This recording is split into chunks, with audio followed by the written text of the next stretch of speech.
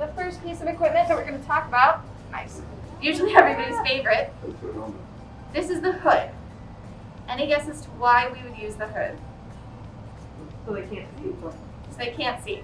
A bird of prey, with the exception of the owl, their main sense is going to be sight. That's what they're going to rely on first and foremost. If you deprive them of their sight, their reflex is going to be to hunker down and stay still. Especially for our falcons and hawks, the main natural threat they're going to be encountering in the wild is going to be an owl. So when it's dark, they don't want to be thrashing around and making a lot of noise and getting the attention of a nearby owl. They want to be staying still, staying calm, and staying quiet until they know what's going on. So this serves as a really good tool to help keep our birds calm. Most of the time. There is an exception to absolutely every rule I will tell you today. I had a male red-tailed hawk a few years ago. Hood would go on, both wings would go out, one foot would go straight forward, and he would scream bloody murder until it came back off. I was saying, do they do that one? There are times, there are specific birds. There's a range of personalities, just like you're going to see in any other type of animal. That's where you're going to accommodate your equipment a little bit. It wasn't that it was painful to him. It wasn't that there was discomfort. There's specific hallmarks that we'll look for to notice stuff like that. There were none of those telltale signs. He was just kind of a punk, and he did that in about every other area of his life too. So whenever I needed him to stay calm and quiet, I would put him in our lovely boxes that you might have seen outside. Those are called giant hoods. Those aren't the bird's permanent enclosures. Those are just sort of travel situations. They won't be in there for more than a day at a clip. It's a traveling situation because, as you can imagine, driving down the road with an eagle on your arm is not going to end well. Not that we actually have an eagle, but I wish. We have two different kinds of hoods here that I'm going to go through really quickly. This one with that accordion backing is called an Arab hood. It's designed mainly for our falconiforms. That's because falcons have more protruding eyes, so it's going to help make sure that there's absolutely no pressure on the eyes. It's also going to make sure that no feathers are going to get pinched in the back here. If you are responsible for damaging a falcon's feathers, they will not forgive and they will not forget. They're very particular about these things. So we use these for our falcons. It's called an Arab hood because the Arabs developed it. They fly mainly falcons. Part of that is because it's the birds that are naturally available in their region. Part of it is also kind of an elitism thing. It's a social structure that they are much more in favor of flying falcons. That's what they believe is better.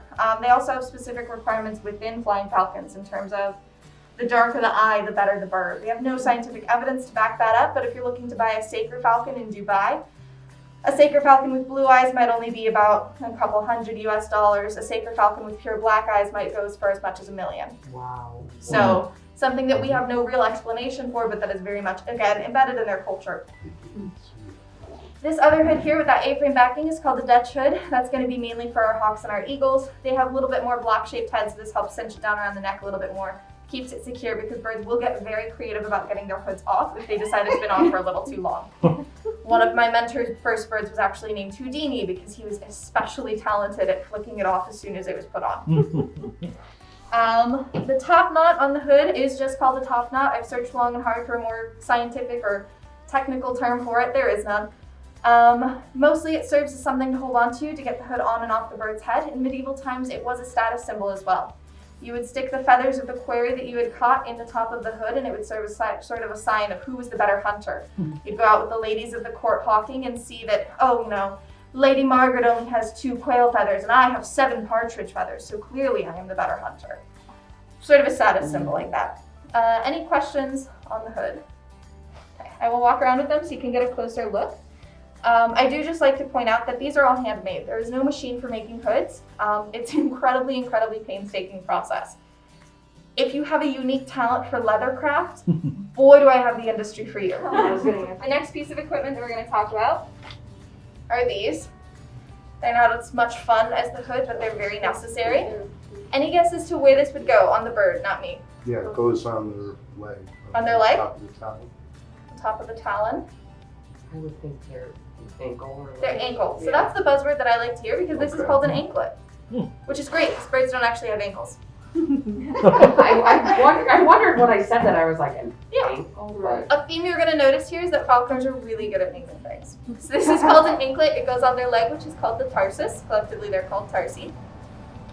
That's just going to be a little leather piece. It's kind of serrated around that. Serrated. It's kind of cut up around the edges. Jagged and Yikes. sharp-bladed. It's frayed around the edges, so as to make sure that there's no pressure or damage done to the bird's legs at any point. So it's the soft leather on the inside, just helps keep the birds safe and comfortable. So the next piece of equipment that we're going to talk about is this. This is called a lure. Any guess on what we would use it for? Is it meant to look like prey? Kind of. To lure them in. We're good at naming things. Okay. So this is a lure. This is going to be a recall device for the most part. This is actually one of the more crucial pieces of equipment to have, especially if you're in an area with other predators with inclement weather that can change really quickly. My lure has saved me from more than one tornado siren going off. My lure has saved me from a couple blizzards that I didn't expect to come in for a couple more hours. It's also saved me from some other birds coming in and trying to harass mine. My coworker calls this the Hot Pocket of Falconry. This is an all-you-can-eat Thanksgiving buffet with a guaranteed food coma afterward, and the birds know it. You're going to train your bird from this, basically from the get-go, that if they eat a full meal on this, they're done for the day. They do not have to do anything else. So, let's say it's a beautiful day like today. It's been pretty cold. I know that the snow is coming in tomorrow. I'm getting a little anxious, so I want to go hunt today. My bird is a little heavier than where I want her to be, but I know that the cold also is going to make her a little bit more responsive, a little bit more eager. So I think, okay, perfect. There are squirrels yelling at me from outside the window. Let's go kill them. I throw my bird up in the tree. I flush the squirrel runs right under her. She goes, okay, that's not great. She's just watching it. Not exactly the response that I'm hoping for, but I'm like, okay, maybe it was me. Maybe you weren't ready.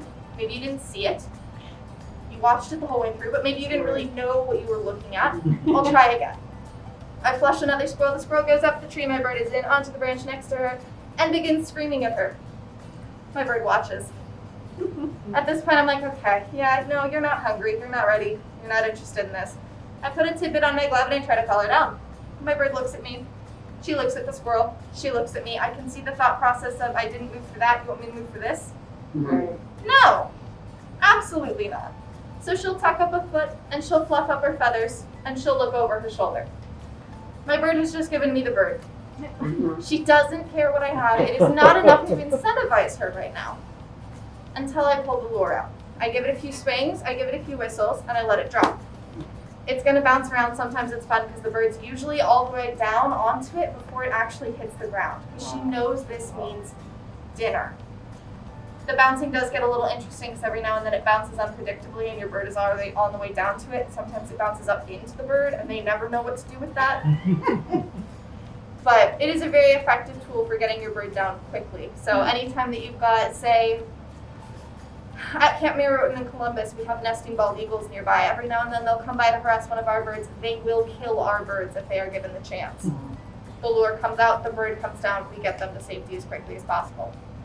There is another method that we can use with the lure. Its name should tell you a little bit about how ethical it is. It's called pimping the lure.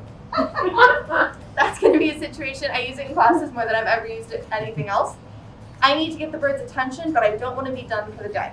So let's say we're out on our walk a little later, and this is entirely possible, and our bird decides, you know what, that squirrel looks way more interesting than you all. Bye. I'm out. She bails to go chase the squirrel. I have to get her to come back, but we're not done working for the day, so I can't let her eat a full meal. So I swing the lure, and when she starts beelining back in to come get it, it goes in a pocket. She's going to land on a nearby branch and go, hey, that's my dinner, what the heck? I'm going to say, well, it didn't hit the ground, and that's the deal, so we're going to keep going. That's not something that we can engage in often. A common theme that you'll see within falconry is also the idea of building trust. If you violate the bird's trust too many times, you'll lose it completely. You'll never regain that. So that's something that we have to be very careful with and use, but can come in handy in some, fun situations that they get themselves into. The next thing that we're going to talk about is this, because that works for our land-based predators where they're going to be looking to hunt things on the ground.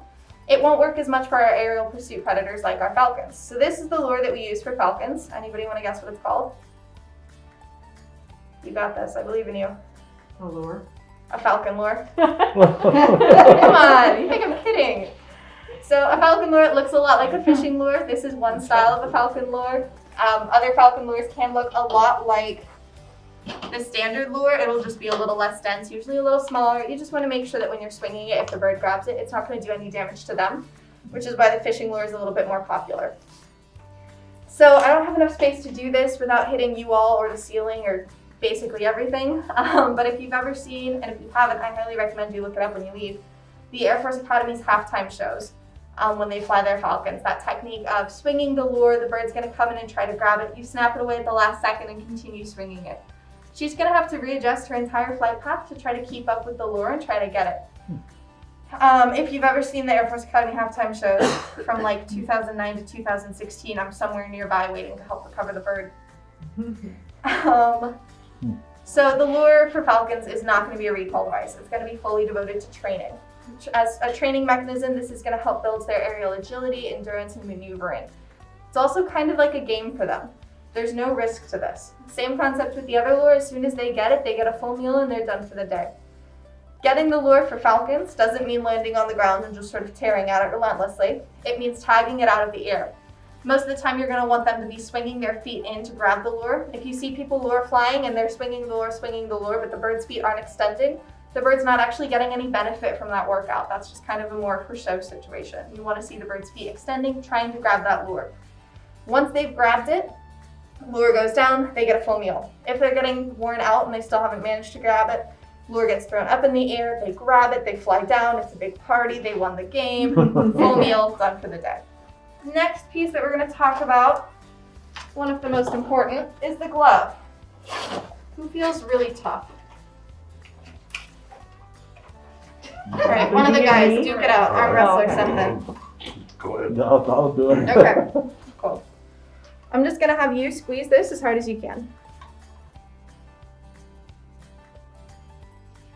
You can let go whenever. Oh. It'll record you. It's kind of fun to watch them just like hold on. 83.4 pounds. Congratulations, you're an American kestrel. About the size of a robin, you eat mainly grasshoppers. Wow. Nice job. Birds of prey have anywhere between 100 and 3,000 pounds of crushing pressure per square inch in their talons.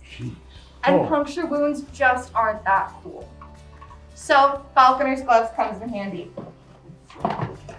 The gauntlets are going to be traditionally left-handed because you would be traditionally flocking from horseback. So you would have your left hand for the bird and your right hand free for the pommel and the reins and to do anything with their equipment that you needed to do.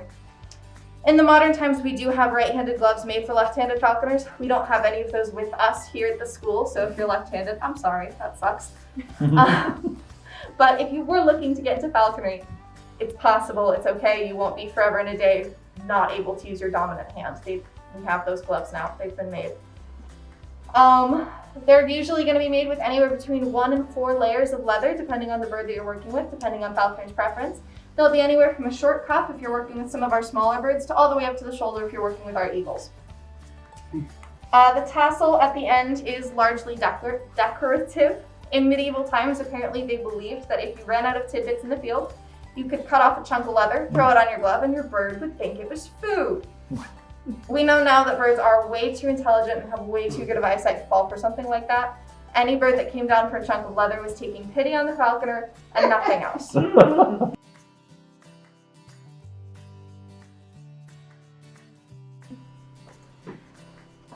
He doesn't have a super defined mallard stripe. Most falcons will have that kind of marking down the side of their face. Same purpose for football players putting the black under their eyes. Just means when they're up there really high, the light isn't reflecting into their eyes, making them, effectively blind. They do have a third eyelid, a nictitating membrane that slides out, so when they're hitting high speeds, they're still able to see and nothing can get in their eyes. No bugs on the windshield. The other thing with falcons that I like to mention, obviously he's not a peregrine falcon, but everybody loves hearing about them, so. Peregrine falcons are recognized as the fastest animal in the world. They are not the fastest of their own volition, that goes to the cheetah, but with a little assist from gravity, peregrine falcons hit the highest natural speeds. Does anybody know how fast they can go? 90? 90? 200. 200? Oh, yeah, 180? it's something crazy like that. No, yeah, it's a ridiculous. So we've got 90 to 200 is the range. Any other guesses? 150. 150? 250. 250? So on average, 240 miles per hour. The Oh. fastest ever recorded is 271. Wow. So peregrine falcons can achieve incredible speeds. Now, that is with an assist from gravity, that isn't a dive. So the impressive part is less that they're able to hit those speeds, because if you drop anything from a really high spot, they're gonna get moving pretty fast. But that they are able to withstand it and use it to their advantage. Peregrine falcons will regularly engage in high-speed stoops to grab prey, to attack trespassers in their territory. They'll also use stoops to distract people from stealing eggs out of the nest. Falconers engage in something called eye take from time to time, where we take a young bird out of a wild nest. Oftentimes it's when the nest is overwhelmed. Peregrine falcon lays a clutch of 5 eggs. That family will not make it through that year.